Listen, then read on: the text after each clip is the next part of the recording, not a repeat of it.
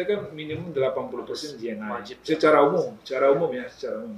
Nah, tetapi di regulasi terbaru, pemberi kerja itu memungkinkan untuk memberi upah minimum 70% dari GNI tahun sebelumnya.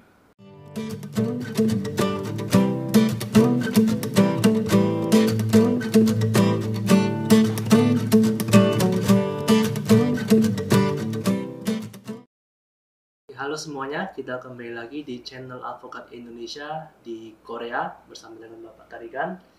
Dalam kesempatan kali ini kami akan membahas tentang regulasi terbaru terhadap visa E7 di Korea. Dan khususnya dengan regulasi terbaru ini, dampak apa yang mungkin terjadi untuk teman-teman pemegang visa E73 ataupun teman-teman yang akan masuk dengan visa E73 di sektor welding di perkapalan. Jadi langsung saja untuk hari ini kita bisa berbicara santai mengenai perubahan apa lagi terhadap regulasi visa E7 ini yang terus mungkin ada perubahan update terus ini. Mungkin langsung saja bisa Pak Tarigan sedikit memberikan briefing tentang perubahannya kira-kira seperti apa untuk visa ini. Baik, terima kasih Mas Randy juga dan viewer channel Advokat Indonesia di Korea. Visa E7 ini memang semakin menarik dari waktu ke waktu karena memang dibanding dengan visa E9 ya sama E10, visa E7 mempunyai beberapa kelebihan. Dan khususnya akhir-akhir ini karena banyak rekrutmen khusus untuk visa E73 yang bekerja sebagai welder, jadi sangat populer nih. Ada banyak pertanyaan yang masuk ke kita. Dan ini juga kaitannya dengan perubahan kebijakan. Karena di Korea juga itu sangat dinamis ya kebijakan imigrasi. Terus berubah. Ya? Betul. Nah, jadi teman-teman ini menarik sekali khususnya kebijakan yang baru dikeluarkan di akhir tahun 2022. Ya. Di mana upah minimum untuk pekerja E7 itu bisa ya kurang dari 80% GNI menjadi 70% minimumnya. Nah, aturan umumnya itu kan minimum 80% GNI. Wajib. Secara umum ya, secara umum. Nah, tetapi di regulasi terbaru, pemberi kerja itu memungkinkan untuk memberi upah minimum 70% dari GNI tahun sebelumnya. Nah, untuk itu ini yang kita akan bahas bersama-sama, khususnya banyak pertanyaan untuk teman-teman yang mungkin sekarang dalam proses untuk datang ke Korea ya. Untuk welder ini, apakah nanti mereka terkena dampak atau tidak? Nah, ini mungkin satu informasi yang menarik untuk teman-teman. Jadi saya kira untuk sebelum sampai ke sana, kita harus memberi pemahaman dulu kepada teman-teman terkait dengan visa E7, ya, kategori visa E7. Karena kalau langsung kita menjawab, nanti bisa ada yang miss dalam penjelasan ini. Jadi teman-teman yang namanya visa E7, kategori E7 itu ada beberapa. E71, E72, E73, E74. Nah, jadi ada beberapa kategori itu. Nah, oleh karena itu, yang dimaksud dengan visa E7 itu visa yang diberikan kepada orang asing yang mempunyai kemampuan tertentu, special ability, sehingga dia bisa melakukan kegiatan-kegiatan tertentu. Artinya orang yang mempunyai kegiatan special ability untuk pekerjaan tertentu. Orang yang namanya mempunyai kemampuan ability itu kan macam-macam. Misalnya seorang dokter sama seorang lawyer, sama seorang misalnya jurulas, seorang misalnya teknisi listrik, sama-sama mempunyai kemampuan khusus. Tetapi level of skill-nya itu kan bisa dikategorikan secara berbeda. Oleh karena itu di dalam visa E7 pun ada pengkategorian. Jadi lebih dari 80-an jenis pekerjaan di sana. Yang namanya 67 pekerjaan itu masuk kategori pekerjaan profesional. Kemudian ada juga kategori associate professional. Ada kategori teknisi umum. Sama ada kategori pekerja terampil. Walaupun dia sama-sama kerja E7 visanya, tetapi level of skill-nya itu kan beda-beda. Pengkategorian job-nya itu berbeda. Jadi ada pekerjaan profesional. Misalnya seorang CEO atau seorang eksekutif senior manager. Nah, ini dia nggak masuk dalam kategori semua, kan berbeda. Kan berbeda. Nah, oleh karena itu, jenis visanya pun nanti diberi berbeda. Nah, persyaratan-persyaratannya pun ada yang secara khusus berbeda, tetapi secara umum pertama dia biasanya mensyaratkan minimal pendidikannya bisa S2 atau S1 dengan pengalaman 1 tahun.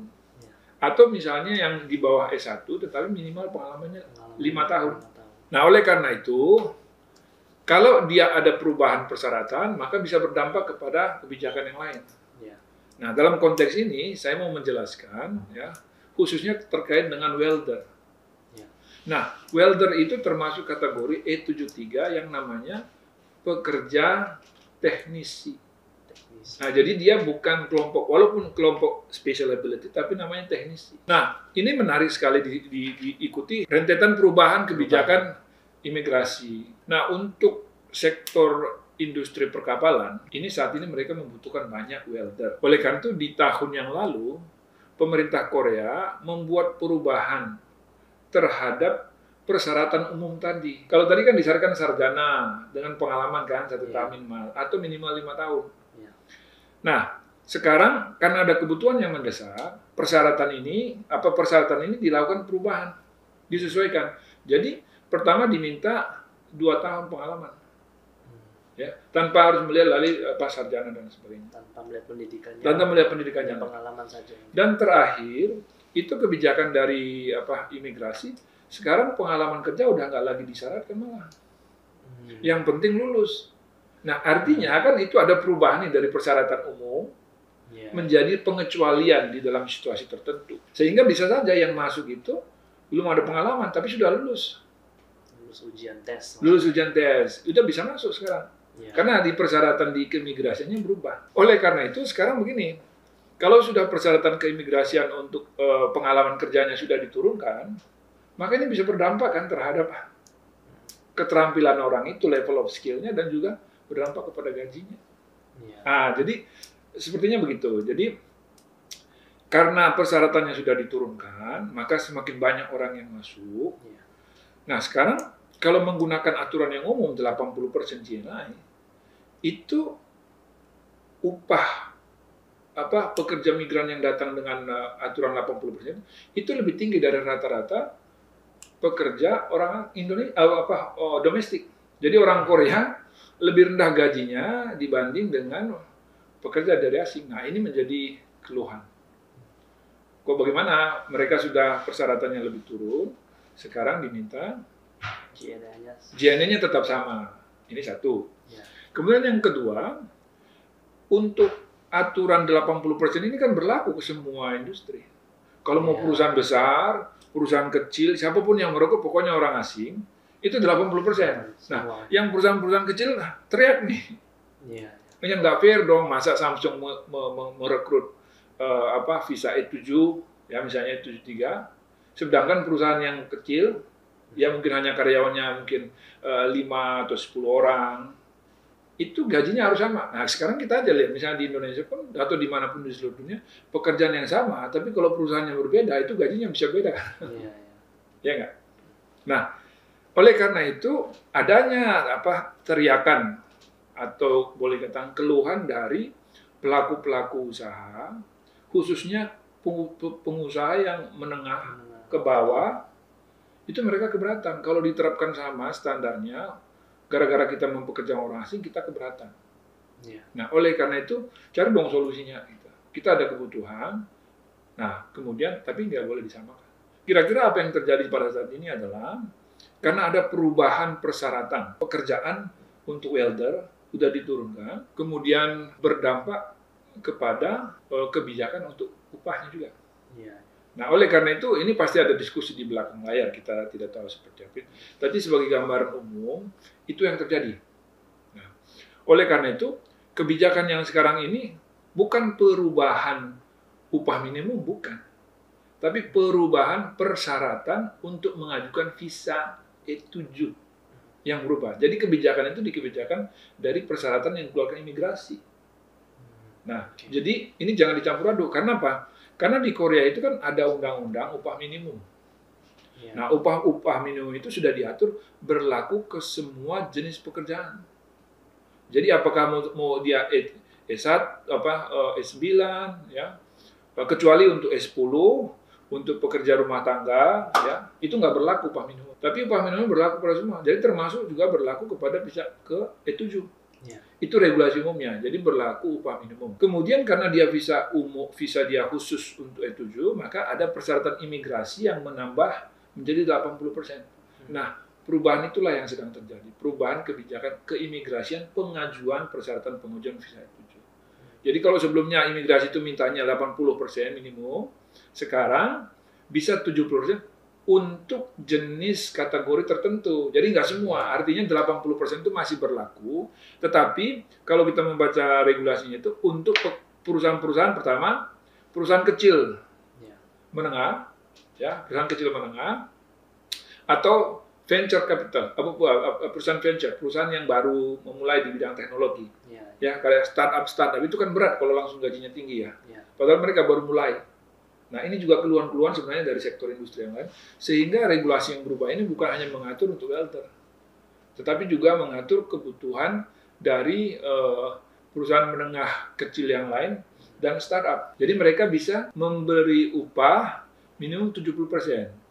Dengan upah itu minimum, mereka masih bisa mendapat visa. Kalau dulu, kalau di bawah 80, mereka nggak bisa mengajukan visa gitu. Nah, jadi yang berubah itu hanya kebijakan keimigrasian untuk persyaratan mengajukan visanya.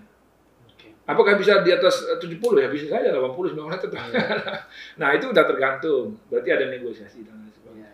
Kemudian satu lagi, perusahaan besar pun bisa. Ya menengah lah, yang besar menengah. Katakanlah yang besar dengan misalnya kapitalisasi tertentu, tapi dia harus di luar kota metropolitan. Itu boleh.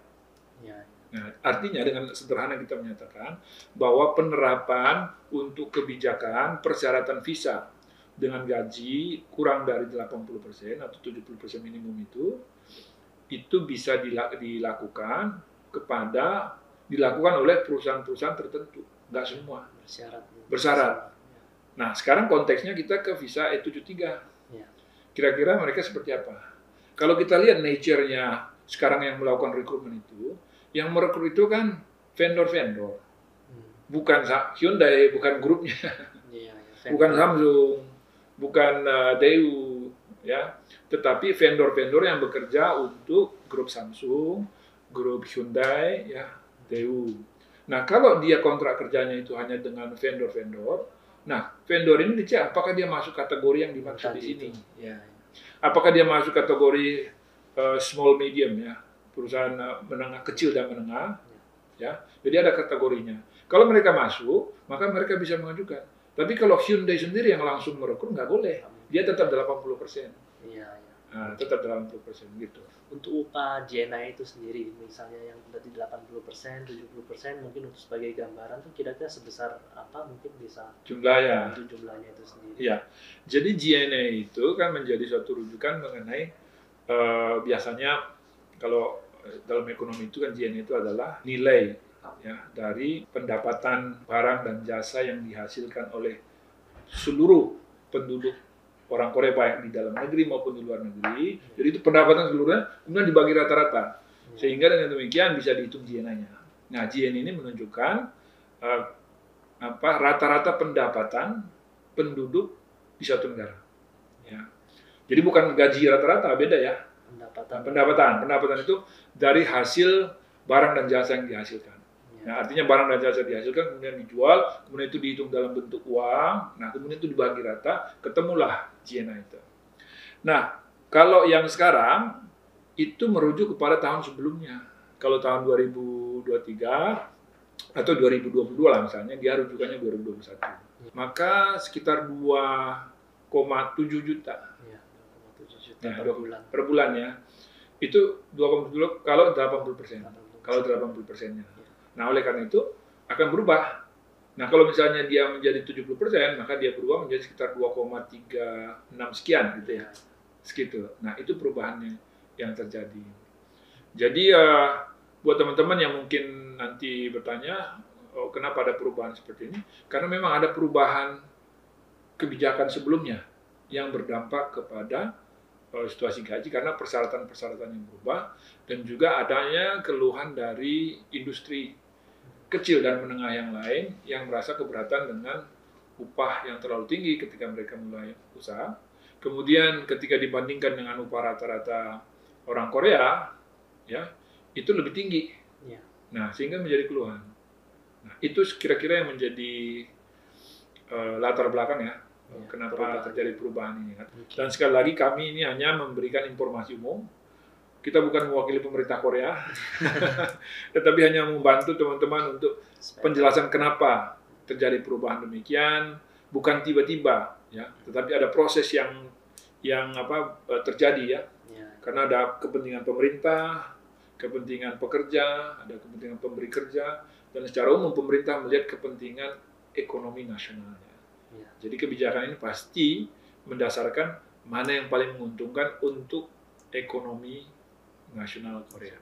Nah, oleh karena itu, jika ada katakanlah pihak-pihak yang merasa wah ini kok kurang fair gitu ya, atau kurang pas, ya apa boleh buat, ini adalah kebijakan negara Korea. Dan kita hanya coba memahami sepanjang regulasi yang sudah dibuat. Demikian mungkin yang bisa kita sampaikan. Ya, semoga informasi ini menjadi berguna untuk teman-teman dan juga menjadi sedikit referensi mengenai latar belakang kira-kira kenapa regulasi ini bisa berubah seperti ini. Jadi untuk teman-teman silakan kalau misalnya ada pertanyaan juga silakan komen di bawah, kami akan menjawab sebisa kami. Dan juga jangan lupa untuk terus mengikuti channel kami Advokat Indonesia di Korea untuk mengikuti terus beberapa update ataupun regulasi terbaru akan kami update melalui channel ini. Jadi jangan lupa untuk subscribe, lalu jangan lupa untuk klik tombol like dan juga share ke teman-teman yang membutuhkan ataupun teman-teman di Indonesia maupun di Korea. Cukup untuk hari ini. Terima kasih sudah menonton. Sampai ketemu di video selanjutnya. Terima kasih. Terima kasih.